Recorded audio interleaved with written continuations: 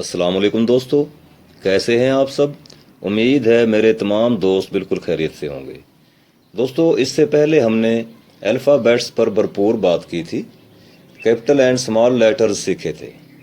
आज हम अपने सबक को मज़ीद थोड़ा आगे बढ़ाते हुए लेटर्स के बारे में मज़ीद जानने की कोशिश करेंगे। दोस्तों, तलफ़्फ़ुज़ के एतबार से लेटर्स दो किस्म के होते हैं।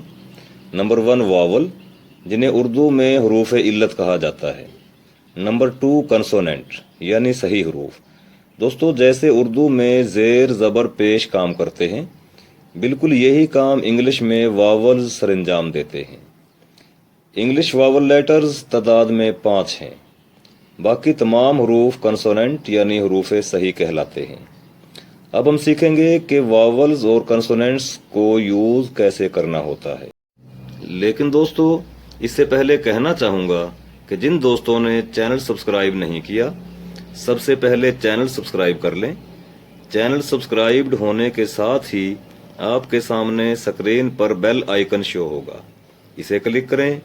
बेल आइकन पर क्लिक करने के बाद बेल आइकन की शक्ल इस तरह की हो जाएगी और फौरन बाद ये 3 लाइनें स्क्रीन पर शो होंगी।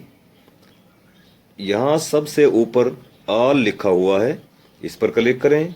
इसका फ़ायदा ये होगा कि आप हमारी हर आने वाली नई वीडियो का नोटिफिकेशन फ़ौरन हासिल कर सकेंगे और मज़ीद नई नई बातें जान सकेंगे।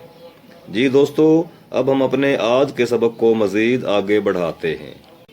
जी दोस्तों, सबसे पहले हम देखेंगे कि जिस वर्ड का फर्स्ट लेटर वावल्स में से कोई एक हो और वो वर्ड बोलने में भी वावल्स ही की आवाज़ देता हो, तो ऐसे वर्ड को इस्तेमाल करने और एक, कोई या किसी का तर्जमा करने के लिए हम एन का इस्तेमाल करेंगे।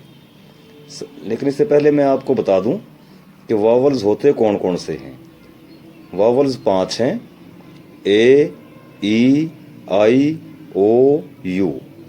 अब हम देखेंगे इसका कि एक, कोई या किसी का तर्जमा करने के लिए हम एन का इस्तेमाल करेंगे। मसलन एक सेब एन एप्पल, एक दवात एन इंक पॉट, एक जहाज एन एरोप्लेन, एक इस्त्री एन आयरन। अब हम कंसोनेंट की तरफ आते हैं। दोस्तों, जो लफ्ज़ कंसोनेंट वर्ड से शुरू होता हो और बोलते हुए आवाज़ भी कंसोनेंट की ही देता हो और गिनती में वो लफ्ज़ एक, कोई या किसी के लिए बोला जाता हो, तो ऐसे लफ्ज़ से पहले हम ए लगाएंगे। जैसे एक कुर्सी ए चेयर, एक दरवाज़ा ए डोर, एक खिड़की ए विंडो।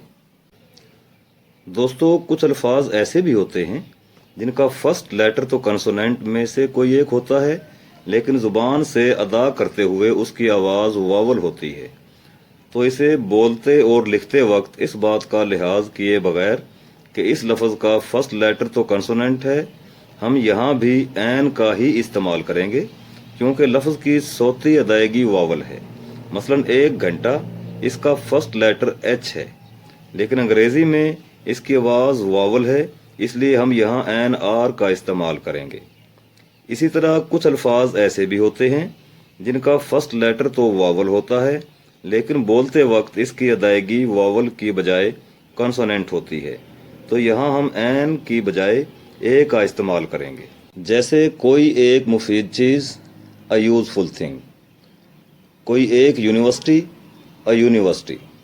जी दोस्तों, कैसा लगा आज का सबक? अपनी कीमती राय से ज़रूर नवाजिएगा। शुक्रिया दोस्तों, मिलते हैं अगली वीडियो में।